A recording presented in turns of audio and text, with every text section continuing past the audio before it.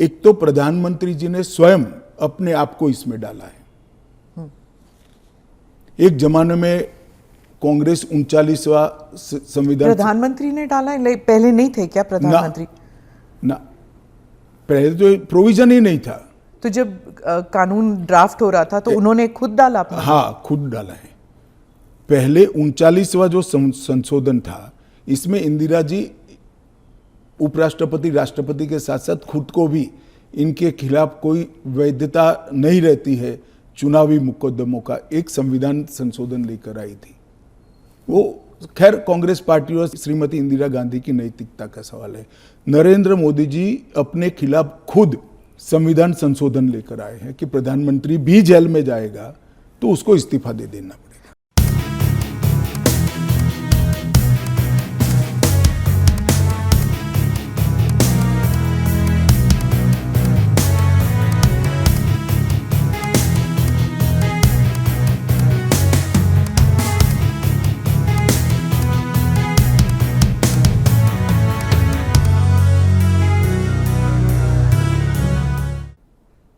इस देश के लोकतंत्र के लिए शोभारूप है क्या?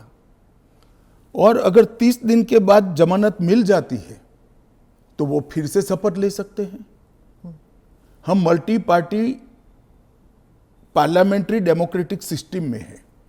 जब आपके पास सदन में बहुमत होता है, एक मुख्यमंत्री को किसी भी कारणसर जेल में जाना पड़ा, 30 दिन तक जमानत नहीं हुई, तो अब वो पदमुक्त हो जाएंगे, परंतु उनका बहुमत तो बना रहेगा। जैसे ही मुक्त होंगे वो फिर से मुख्यमंत्री बन सकते हैं।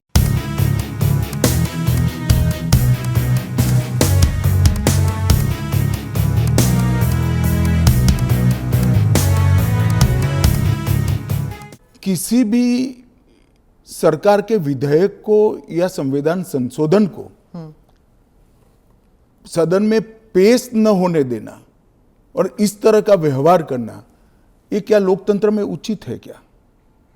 देश की पार्लियामेंट के दोनों सदन बहस के लिए है या शोरगुल और हल्ले के लिए है?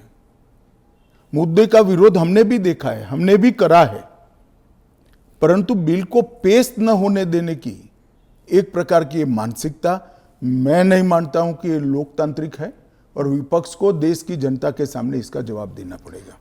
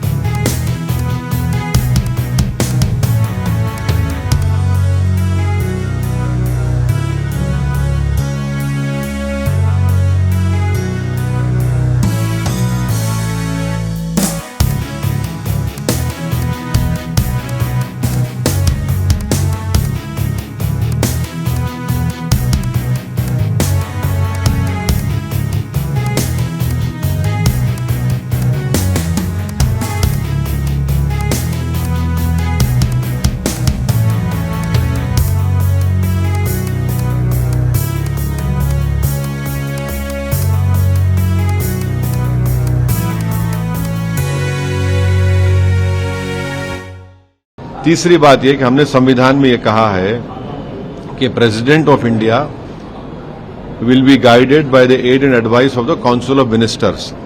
ये आर्टिकल है संविधान में। ये प्रपोज बिल ये कह रहा है कि प्रेसिडेंट प्राइम मिनिस्टर को हटा सकता है। कैसा, ये तो क्लैश हो रहा है ना उस आर्टिकल से। दूसरी बात यह है कि अब रियलिटी को एक्सेप्ट करिए, कोई प्रेसिडेंट प्राइम मिनिस्टर को रिजाइन करवा सकेगा? बताइए आप। अब यहां पर करना क्या है? गवर्नर सेंट्रल गवर्नमेंट अपॉइंट करती है। गवर्नर अगर के राज में सिर्फ 4 या 5 मिनिस्टर्स को आप अरेस्ट कर लीजिए, सरकार गिर गई, सरकार बचेगी नहीं ना। तो इसको कौन कंट्रोल करेगा? यूनियन टेरिटरी में तो पूरा होम डिपार्टमेंट सेंट्रल गवर्नमेंट के पास रहता है। पूरा होम डिपार्टमेंट जो वो तो सेंट्रल गवर्नमेंट के पास रहता है, चाहे वो पुडुचेरी हो, दिल्ली हो, अब आप JNK ले लीजिए। तो फिर इंडिपेंडेंस कहां रहा? आप तो कंट्रोल करेंगे ना इनको।